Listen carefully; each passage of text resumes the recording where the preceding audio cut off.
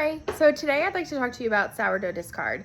No matter where you're at in your sourdough journey, whether you're thinking of getting started, you just got started, or even if you've been doing it for a few months, there's a lot of conflicting information out there, and then there's also just so much that it can be really, really overwhelming. So I just wanted to put together a quick video, just being as straightforward as I possibly can be. When you go to feed your sourdough, you need to get rid of the majority of the sourdough that's in your container of choice.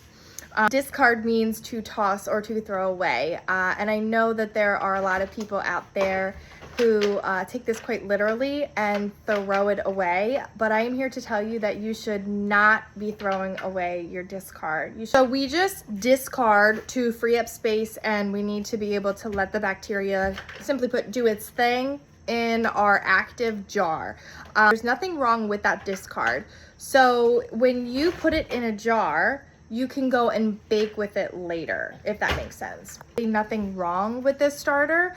Most of the time you're gonna be discarding it when it's active and ready to be baked with anyway. And, what I like to do is I just put it in a mason jar. So as you can see, the bubbles, it's alive. No reason to be tossed in the trash. What I recommend doing is keeping it in a mason jar or another container that you can seal airtight, and then you put it in the fridge. Now, if you plan on baking with it regularly to make breads, the recommendation is that you use it within a week or two. You can, however, keep sourdough discard in the fridge for months. You don't need to touch it. Don't mess with it.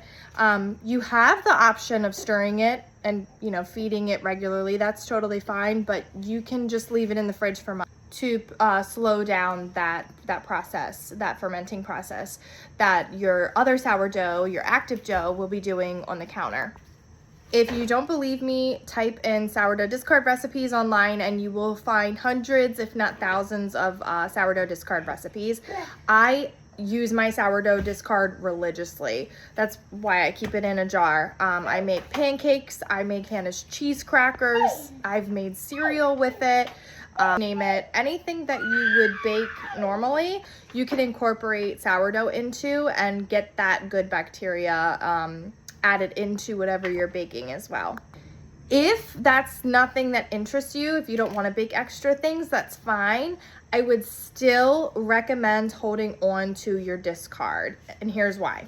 So let's say you left your sourdough starter out too long, or maybe you overfed it, you underfed it, you forgot about it. Whatever the case may be, for whatever reason, your starter is unsalvageable.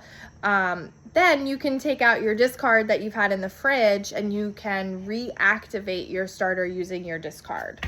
So it's always a good idea to just have some on hand, whether you want to bake with it, cook with it, incorporate it into another recipe, or just as a saving grace if you need it. So to recap, you should be keeping your discard because it's easy to maintain. You're just going to keep it in a closed jar in the fridge. You can incorporate it into other recipes and make lots of goodies with some added bacteria benefits.